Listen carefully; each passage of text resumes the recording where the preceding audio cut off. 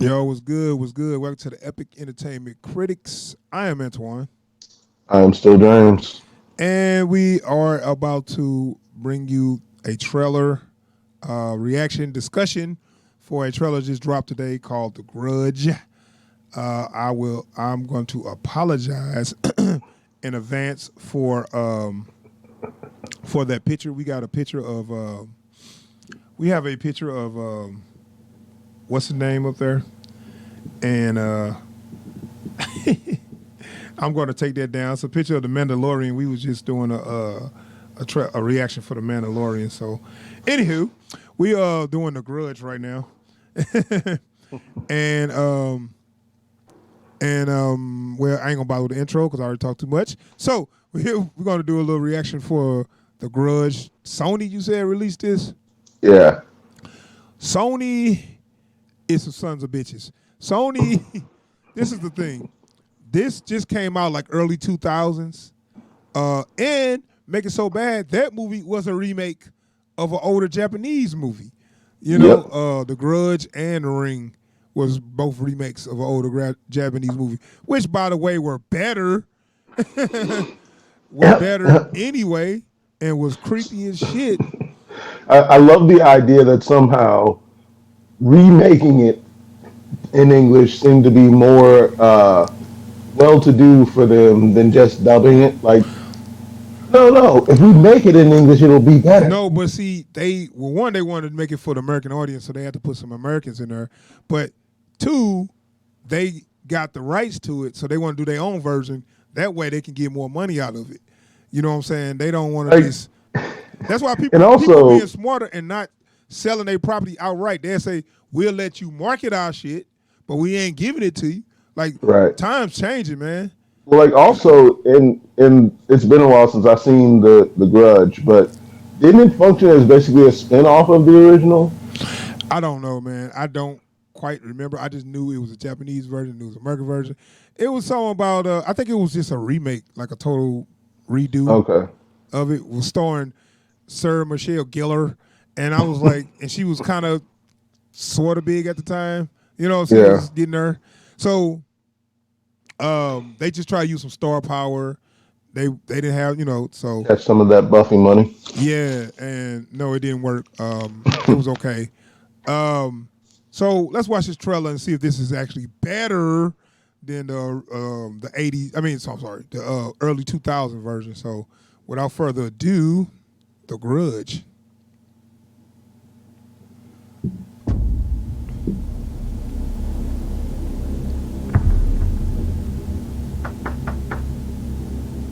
Hello? Seriously, Tim? I'm here about selling the house. Is anyone home?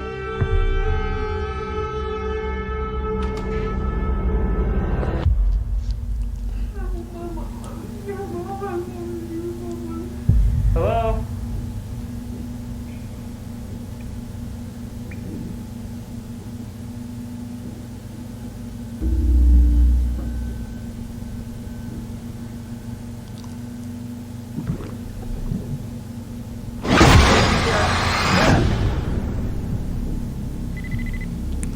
This is Detective Muldoon. This is Peter Spencer. Something happened to me at Peter Spencer. Drive. Sounds real Asian. Yeah. Someone was murdered at that house. Why did you never go into that place? Something never felt right about it. Looks like we got another one. Do you think that the body we found's related? They trying. Hello? I went to the house. Hello? Police department.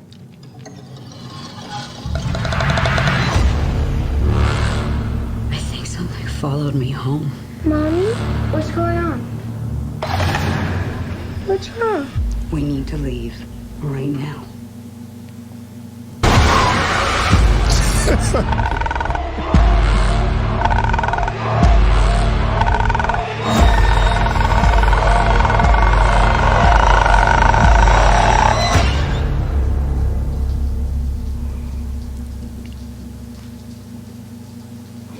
Are they really gonna do this thing again? I know. kiss my ass. God. Oh Man, how you just gonna straight insult the entire movie going I know. audience? By doing it. Oh, we got a man in the shower now. See that? So it's different, right? No, it ain't different, assholes. Look, let me tell you. Let me tell you my problems with this trailer. They trying, right? Mm-hmm. And and it's kind of it's kind of make me mad that they actually cut the trailer not bad, but I know all the scares was just like telegraphed. But they have been taking notes from actual good movies and using the way to make these trailers with that music, the quick cuts, and that there's certain like I guess it's like a violin or something. You know what I'm saying? That little shit there. It's actually like I think that I forget what it's called, but it's like an actual instrument right that they use, and it makes horror we'll movie just call it sounds. the horror instrument. We call it the horror movie. The horror movie fucking horn or string, whatever. So I'm looking like, okay, y'all took ideas from good horror movies to make a trailer look kind of good, but I can tell by the footage, it's not good. Yeah. I guarantee you, like the part where he get out the bed and walk in the dark and the girl, man, I saw that coming a mile away. I'm like, okay, somebody else gonna come out the dark. Y'all just telegraphed that like all the way, you know. Yeah. So, what you think of it? It's beautiful garbage, and not because I'm going to enjoy it. It's just really well made garbage. I know, and I just wonder, and I don't think they did this, but because this was an original Japanese movie, were they trying to put an Asian in the lead role? Is that what they was trying to do? Because I'm gonna tell you like this: ain't he Korean? Ain't John Cho Korean? And I'm looking like, yeah, you actually insulted him even more by not putting an actual Japanese actor in the role and putting a Korean actor. If you trying to say, oh, this was a Asian movie. Original Asian movie, so we're going to put an Asian in the lead role. Yeah, but you put a Korean in there, not a Japanese person. You know, that's more of a slap in the face. This whole movie was a bad idea. I'm sorry. So, like, if this had come out in the early 2000s, it did. This might have. No, I mean this one. This one. I mean, it's the same shit. Rather than the other one, it wouldn't have been any difference whatsoever. Yeah. So, and it's been over a decade. That's how bad this is. But do we need a remake if something just came out? If you remember it clearly, do we need a remake? You know what I'm saying? That's what killed me. And it's the same damn title. It ain't like the Grudge 2 or the Return of the Grudge. You know what I'm saying? It's it's a remake. And if something that we clearly remember, like, how is it like? You know what? This is my thing. Like, why would you give me a remake of a remake? Yeah, I know. Like, that's the most asinine thing I've ever heard of. I'm gonna answer that question. Because we was talking about it earlier off air. Right. The studio now, the law is changing. Now the studios do not get to keep these properties for as long as they used to.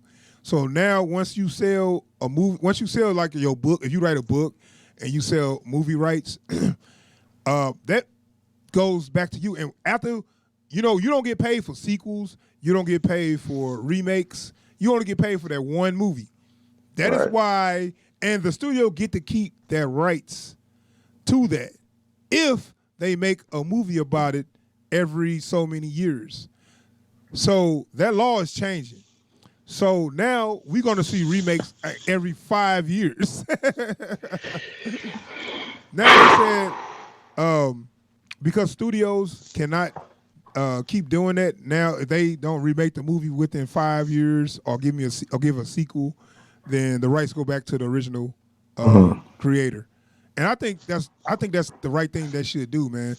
Stuff like that is why Hollywood is so bad. It's kind of destroying cinema altogether. Because you know why? Because it's all a business now. It's all a business. The art side is just gone. Gone. It's all just business. And you say, we talking about entertainment. We talking about art. When you say it's just business, where's the art?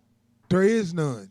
You know what I'm saying? That's why all this shit is by the numbers and it's not entertaining no more.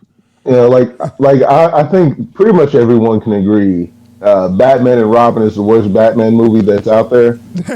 Yes. And that's the only Batman movie that exists just to sell toys.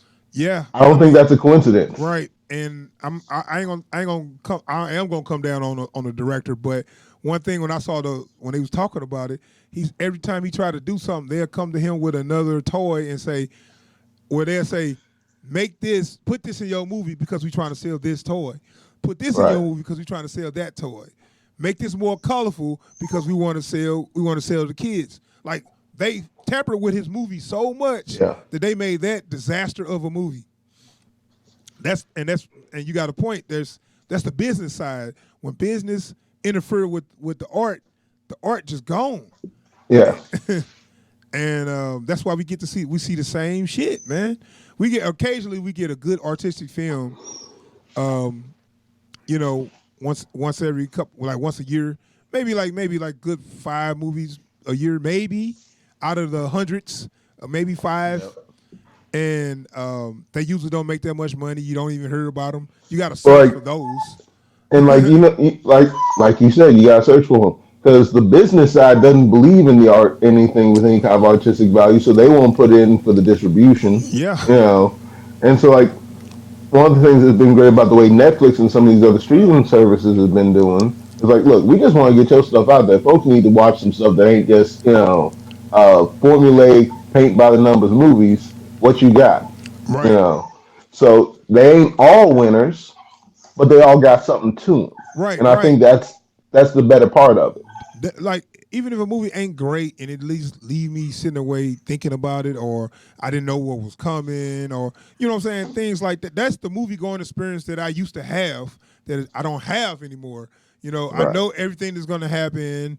I can predict mostly what they're going to say, and you know what I'm saying, everything is so by the numbers and so predictable that it's not enjoyable anymore. Because I catch myself doing it all the time now when I'm in the movie. Okay, cue jump scare in 3, right? 2, the music, the certain music, it's like you get so used to it because they do the same shit. Then you got some people they'll throw a movie out there that's just so different. They just kind of have you like, damn, you can't even if it ain't great, you still, I still appreciate that. So, yeah, that was the Grudge, man. Same on Hollywood bullshit, and they made it so bad. They used the exact same imagery from the other movie. That's also the bad part. With them running up the wall and all that stuff. Yeah. Like, dude, I hope this go to Netflix. What should have been like a nice little nod, like the chittering sound that she makes. Yeah. That should have been a nice nod. It's just annoying. Yeah. You know what I'd be cool with? Like if they got a movie and they want to like keep it going, just do a series that can give you more in depth, explain the story more in depth. Like not only that, but like the whole concept of the Grudge is this could have happened to anyone who died that kind of way, right? Yeah, so why isn't the Grudge just a horror anthology series? Yeah, that could be it too. But no, you give us the exact same imagery with the taking a shower and the hands coming out the hair.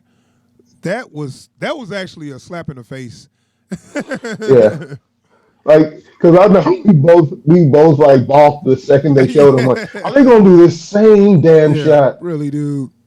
So anyway, that is our discussion. I'm gonna go ahead and wrap it up because there ain't too much to say about this shit. Right.